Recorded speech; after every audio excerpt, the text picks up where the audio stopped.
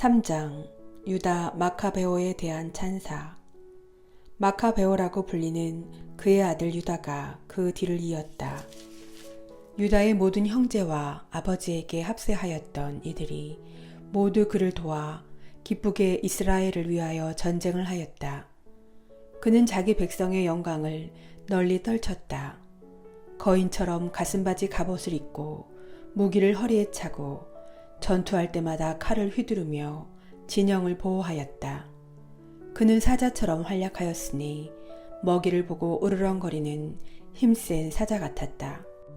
그는 무도한 자들을 찾아내 쫓고 자기 백성을 괴롭힌 자들을 불살라버렸다. 무도한 자들은 그가 두려워 움츠려들고 무법을 일삼던 자들은 모두 어쩔 줄 몰라 하였다. 그의 손으로 구원이 순조로이 이루어졌다. 그는 많은 임금에게 쓴맛을 보게 하였지만 그 위협은 야곱을 기쁘게 하였다. 사람들은 영원토록 그를 기억하며 기릴 것이다. 그는 유다의 성읍들을 두루다니며 그곳에서 사악한 자들을 몰살시켜 이스라엘에서 진노를 돌려놓았다. 그는 땅끝까지 이름을 떨치고 멸망해 가는 이들을 한데 모았다. 유다 마카베오의 첫 승리. 아폴로니우스는 이스라엘을 공격하려고 이민족들과 일부 사마리인들을 모아 큰 군대를 조직하였다. 이를 알고 유다가 마주나가 그를 쳐서 죽여버렸다. 그 밖에도 많은 적군이 부상하여 쓰러지고 나머지는 달아났다. 유다인들은 그들에게서 전리품을 거두었는데 아폴로니우스의 칼은 유다가 차지하여 평생 그 칼을 가지고 싸웠다. 유다가 한때의 군사와 자기에게 충실한 이들의 무리를 한데 모아 전쟁에 나섰다는 말을 듣고 시리아 군대의 장수 세로는 이렇게 말하였다. 이제 내 이름을 떨치고 이 왕국에서 영광을 누려야지. 임금님의 말씀을 비웃는 유다와 그의 병사들을 무찔러야지. 사악한 자들로 이루어진 강력한 군대도 그를 도와 이스라엘 자손들에게 복수하려고 그와 합세하여 함께 올라왔다. 세론이 벳호론 오르막길에 가까이 왔을 때 유다는 얼마 되지 않는 군사를 거느리고 그를 맞아 싸우러 나갔다. 이들이 자기들을 치러 오는 군대를 보고 유다에게 말하였다. 얼마 되지 않은 우리가 저렇게 많고 강한 자들과 어떻게 싸울 수 있겠습니까? 그러자 유다가 대답하였다. 적은 수로도 많은 수를 쉽게 막을 수 있다. 하늘이 구하려고 할 때에는 수가 많고 적은 것이 문제가 되지 않는다. 전쟁의 승리는 군대의 크기가 아니라 하늘에서 내려오는 힘에 달려있다. 저들이 방자하고 무도하게 우리와 우리 아내와 아이들을 없애버리고 약탈하려고 덤벼들지만 우리는 우리의 목숨과 관습을 지키려고 싸우는 것이다. 그분께서 친히 우리 앞에서 저들을 무너뜨리실 것이니 너희는 저들을 두려워하지 마라. 유다가 말을 마치고 세론과 그의 군대를 급습하자 그들은 유다 앞에서 무너졌다.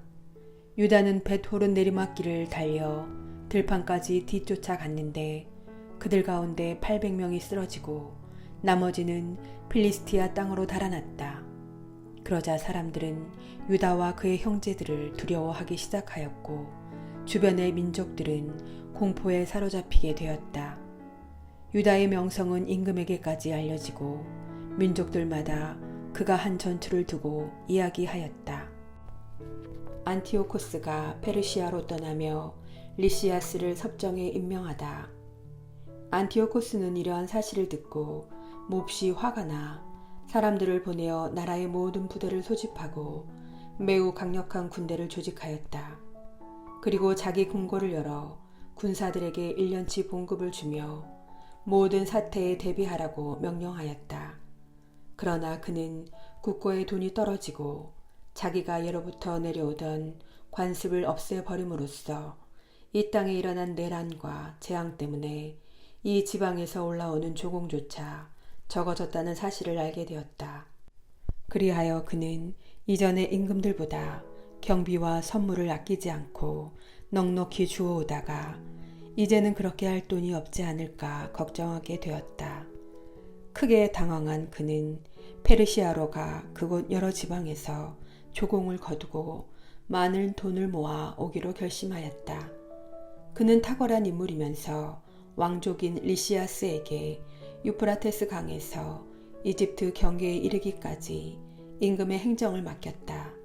그리고 자기가 돌아올 때까지 자기 아들 안티오코스를 맡아 기르게 하였다. 또한 그에게 군대의 절반과 코끼리들을 주면서 자기가 하려고 했던 모든 일에 관하여 지시를 내렸다. 유다와 예루살렘의 주민들에 관해서는 그들에게 군대를 보내어 이스라엘의 병력과 예루살렘에 남아있는 자들을 없애버리고 그곳에서 그들에 대한 기억마저 지워버리라고 하였다. 그리고 그들의 온 영토에 외국인들을 이주시켜 그들의 땅을 나누어 주라고 하였다. 그러고 나서 임금은 147년에 군대의 나머지 절반을 이끌고 왕도인 안티오키아를 떠나 유프라테스 강을 건넌 다음 내륙 지방들을 가로질러 진군하였다. 리시아스가 유다를 치려고 군대를 보내다.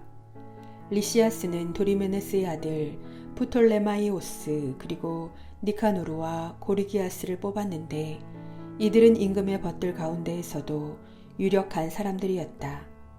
그는 보병 4만과 기병 7천과 함께 그들을 유다 땅으로 보내면서 임금의 명령대로 그곳을 쳐부수라고 하였다. 그들은 모든 군대를 이끌고 진군하여 평야지대에 있는 엠마오 근처에 진을 쳤다. 그러자 그 지방의 상인들이 이 소문을 듣고 이스라엘인들을 노예로 사려고 아주 많은 은과 금과 족쇄들을 가지고 그들의 진영으로 갔다. 시리아 군대와 필리스티아인들 땅의 군대도 그들과 합세하였다. 유다와 그의 형제들은 불행이 더욱 커져 자기들의 영토 안에 군대가 진을 치는 것을 보았다. 또한 그들은 백성을 파멸시키고 몰살시키라는 임금의 명령이 내려졌음을 알고는 서로 우리 백성을 폐허해서 일으키고 우리 백성과 성소를 위하여 싸우자 하고 말하였다. 그래서 회중이 모여 전쟁을 준비하고 기도를 드리며 자애와 자비를 청하였다.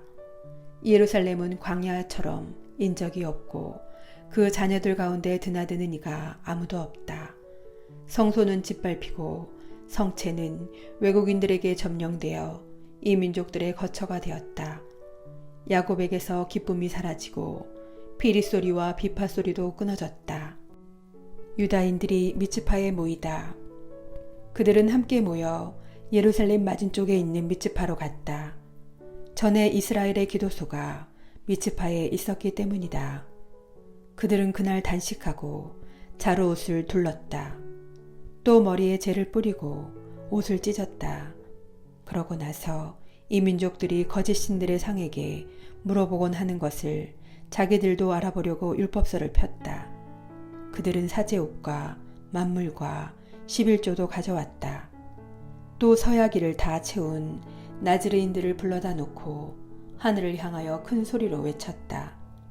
이들을 저희가 어떻게 해야 하며 어디로 데려가야 합니까?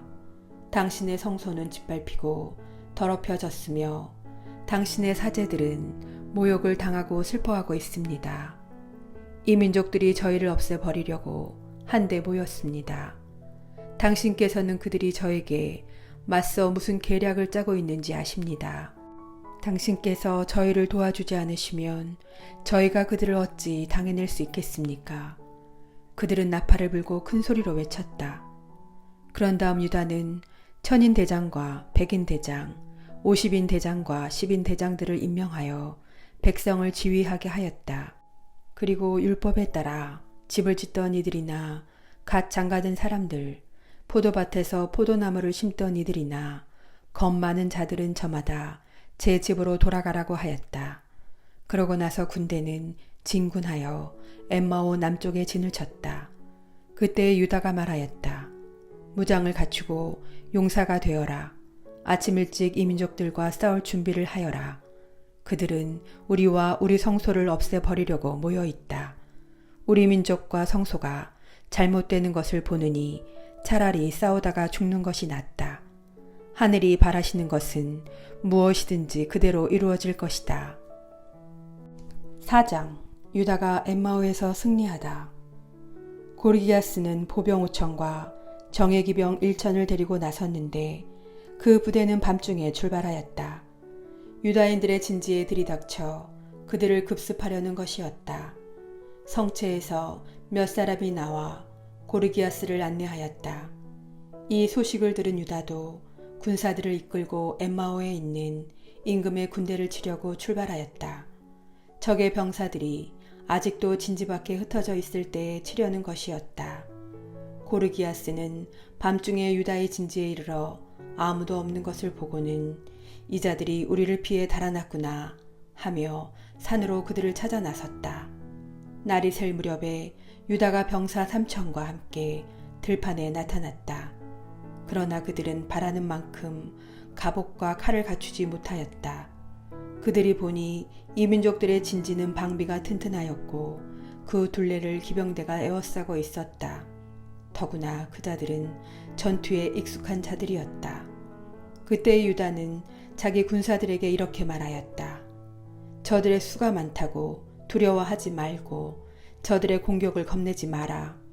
파라오가 군대를 이끌고 뒤쫓아왔을 때 우리 조상들이 홍해에서 어떻게 구원받았는지 상기하여라. 이제 하늘을 향하여 부르짖자. 그리하여 그분께서 우리에게 호의를 베푸시어 조상들의 계약을 기억하시고 오늘 우리 앞에 있는 저 진지를 쳐 부수어 주시게 하자. 또한 이스라엘을 구속하시고 구원하시는 분이 계시다는 것을 모든 민족이 알게 하자. 그 외국인들은 눈을 들어 맞은 쪽에서 오는 그들을 보고 싸우려고 진지에서 나왔다. 유다의 군사들도 나팔을 불고 맞서 싸웠다. 그리고 그 이 민족들을 쳐 부수었다. 이 민족들은 들판으로 달아나고 뒤에 있던 자들은 모두 칼에 맞아 쓰러졌다. 유다의 군사들은 가자라까지 그리고 이두메아 평야와 아스돗과 얌니아까지 추격하여 그들 가운데 3,000명을 쓰러뜨렸다. 그러고 나서 유다와 그의 군대는 그들을 뒤쫓는 것을 그만두고 돌아왔다. 유다가 백성에게 일렀다. 우리가 치를 전투가 더 남아있으니 전리품에 욕심을 내지 마라. 고르기아스와 그 군대가 우리 가까이 저 산속에 있다. 지금은 적들과 맞서 싸워야 한다. 그 뒤에 마음껏 전리품을 차지하여라. 유다가 이 말을 마칠 즈음 산 위에서 적의 한 부대가 이쪽을 살피고 있었다. 그들은 저희 편이 패주하고 유다인들이 진지를 불태우는 것을 보았다. 피어오르는 연기가 무슨 일이 있었는지 알려주었던 것이다. 사태를 파악한 적들은 몹시 겁을 내었다.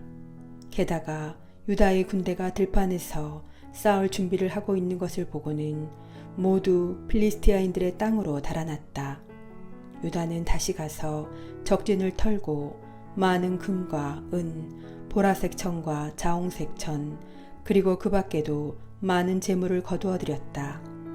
그들은 돌아오면서 하늘을 향하여 찬미가를 부르며 그분은 선하시며 그분의 자애는 영원하시다 하고 찬양하였다. 이렇게 그날 이스라엘에 큰 구원이 베풀어졌다. 목숨을 구한 외국인들은 리시아스에 가서 그동안에 일어난 일을 모두 보고하였다. 보고를 들은 리시아스는 충격을 받고 낙담하였다. 이스라엘에서 자기가 바라던 일들이 이루어지지 않고 임금이 자기에게 명령한 대로 하지 못하였기 때문이다. 리시아스를 물리치다. 이듬해 그는 유다인들을 제압하려고 정예 보병 6만과 기병 5천을 소집하였다. 그들이 이두메아로 들어가서 베추루에 진을 치자 유다는 보병 1만으로 그들에게 맞섰다. 그는 적군이 강한 것을 보고 이렇게 기도하였다. 이스라엘의 구원자께서는 찬미 받으소서. 당신께서는 당신의 종 다윗의 손으로 거인의 공격을 물리치시고 사울의 아들 요나탄과 그 무기 당번의 손에 필리스티아인들의 진영을 넘기셨습니다. 저 진영을 당신 백성 이스라엘의 손에 넘겨주시고 저들이 자기들의 보병과 기병을 수치스럽게 여기도록 해 주십시오. 저들을 겁에 질리게 하시고 저들의 만용을 꺾으시며 저들이 파멸을 당하여 떨게 해 주십시오. 당신을 사랑하는 이들의 칼로 저들을 내리치십시오. 당신 이름을 아는 모든 이가 찬미가로 당신을 찬양하게 해 주십시오. 그러고 나서 양쪽이 맞서 싸우니 리시아스의 군대에서 5천 명이 쓰러졌다. 유다인들의 반대편이 그렇게 쓰러진 것이다. 리시아스는 자기 부대가 패주한 반면 유다의 부대는 사기가 올라 죽든 살든 용감히 싸울 준비가 된 것을 보고 안티오키아로 퇴각하였다. 그리고 유다 땅에 다시 쳐들어오려고 더 많은 용병을 소집하였다. 성전을 정화하고 다시 봉헌하다. 유다와 그 형제들은 이제 우리 적을 무찔렀으니 올라가서 성소를 정화하고 봉헌합시다 하고 말하였다. 그래서 온 군대가 모여 시온산으로 올라갔다. 올라가 보니 성소는 황폐해졌고 제단은 더럽혀졌으며 대문들은 타버렸고 뜰은 숲이나 산처럼 잡초가 우거져 있었다. 그곳의 방들도 부서져 있었다. 그들은 옷을 찢고 크게 통곡하며 머리에 재를 뿌리고 나서 얼굴을 땅에 대고 엎드렸다. 그리고 나팔 소리를 신호로 하늘을 향하여 부르짖었다. 그 뒤에 유다는 병사들에게 명령을 내려 성소를 정화할 때까지 성차 안에 있는 자들을 공격하게 하였다. 그리고 흠이 없고 율법에 헌신하는 사제들을 뽑아 성소를 정화하고 더럽혀진 돌들을 부정한 곳으로 치우게 하였다. 그들이 더럽혀진 번제 제단을 어떻게 할까 논의하는데 좋은 생각이 떠올랐다. 이 민족들이 제단을 부정하게 만든 일로 자기들이 조롱거리가 되지 않도록 그것을 헐어버리자는 것이었다. 그리하여 그들은 제단을 헐어버렸다. 그리고 예언자가 와서 말해줄 때까지 그 돌들을 성전산 적당한 곳에 쌓아두기로 하였다.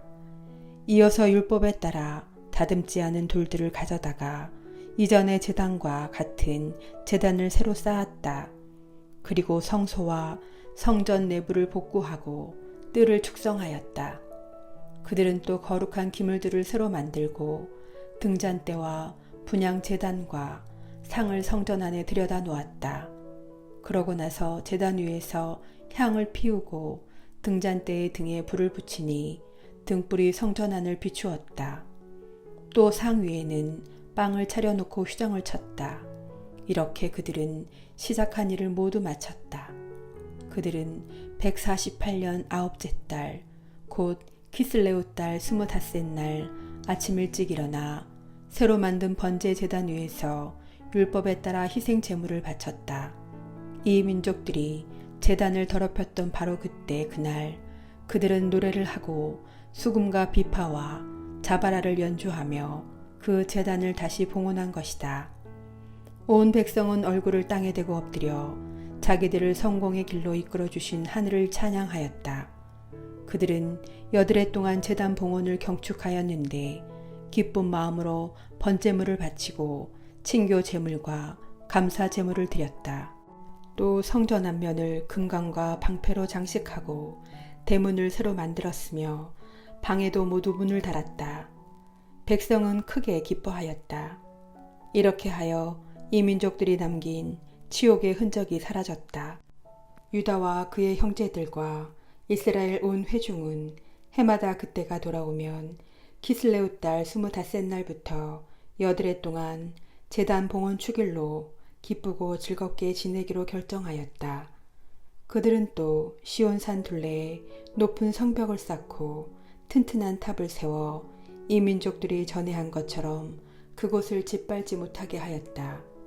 유다는 그곳을 지킬 군대도 배치하였다. 그러고 나서 베추르의 수비를 강화하여 백성에게 이두메아 쪽 요새를 마련해 주었다.